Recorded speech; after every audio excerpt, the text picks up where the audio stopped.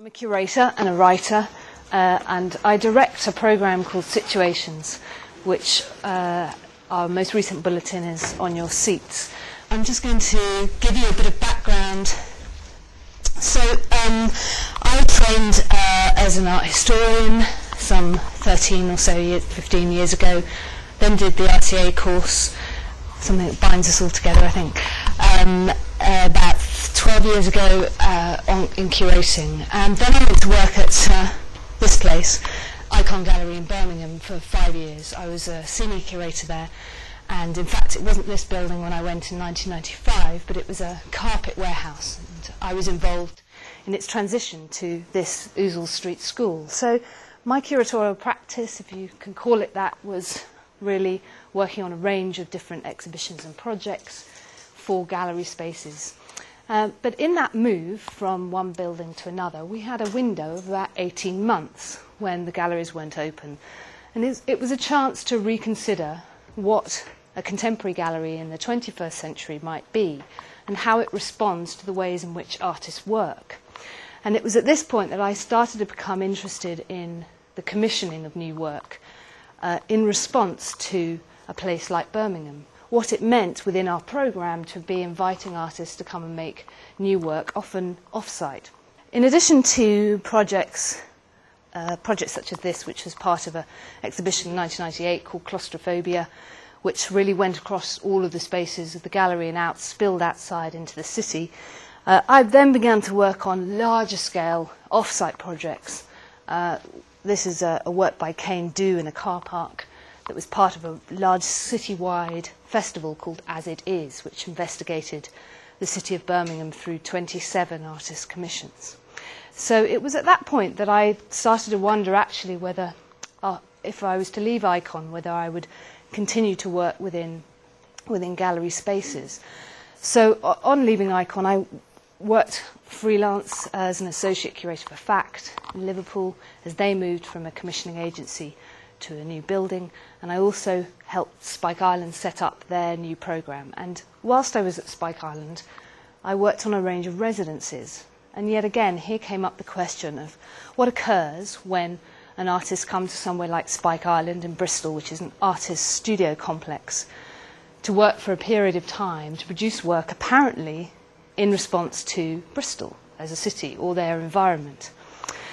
So after about a year at Spike Island, I then decided to set up a programme as a pilot for 2 years, and it was to be called Situations.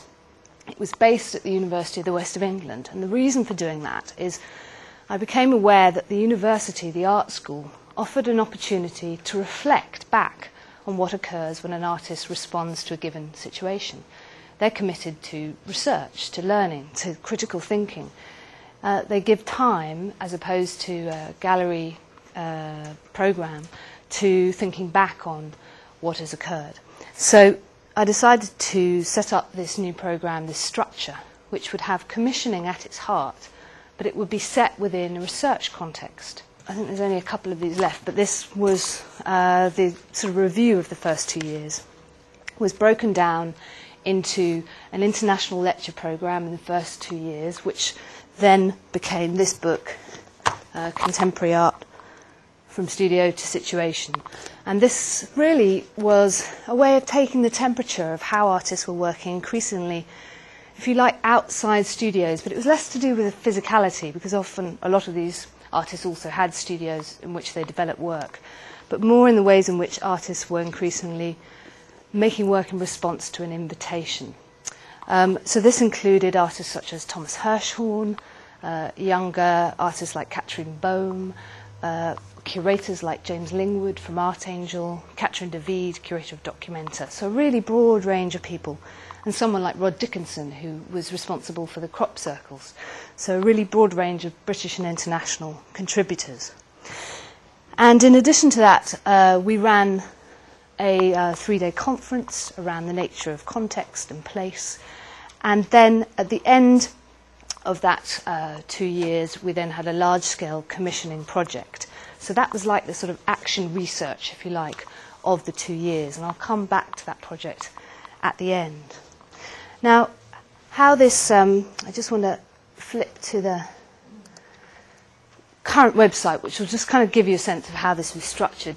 Our new website launches on the 13th of June, but if you go into the archive currently, you can see all the various lectures, the conference, the commissions, and Thinking of the Outside, which is this project I'll refer to later, has that website online if you want to look at that as well.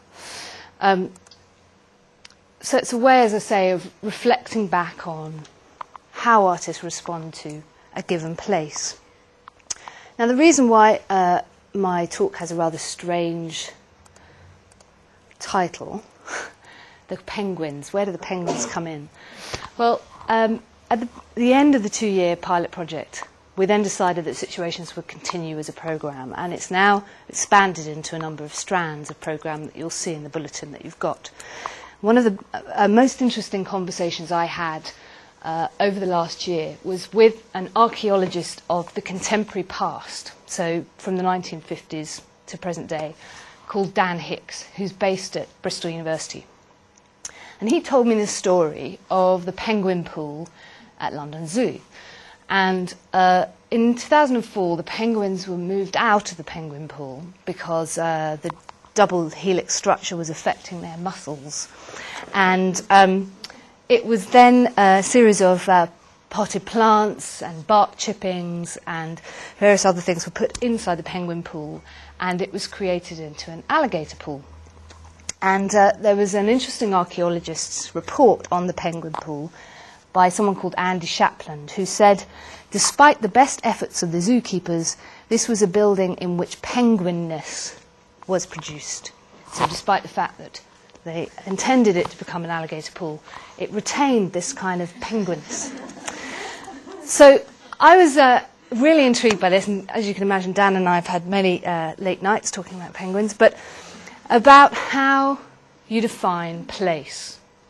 So if you're asking an artist to come and make work in response to a city, a rural place, a location, a social group, how would you define what place is made of? Is it its geographical location? Is it its architectural formation? Is it how it's been used? Is it the social or political meeting points in that place? As I began to think this through, I started to reflect back on some of the things that had come out of the book and current curatorial activity and the way in which the rhetoric of place seemed to be everywhere.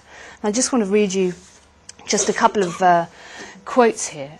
So, for example, the Liverpool Biennial of 2004, autumn 2004, professed to address and empower place as having value. Manifesta conceived San Sebastian as a privileged social site and catalytic trigger. So they saw the city of San Sebastian as a trigger for art making and the exhibition. And this year, Gwangju Biennale, it says that the city is to be reborn as a geographical metaphor. And probably most notable of all was the Istanbul Biennial last year, which was curated by Charles Escher and Vasif Kortun. And they described it as an exhibition structure that folds out of and reveals its context, the city of Istanbul, by commissioning artists to respond both to the urban location and the imaginative charge that this city represents for the world. And what I really see is that Escher and Kortun and a number of their contemporary curators are responding to a problem that was occurring with biennale curating and festival curating and commissioning right the way across the world.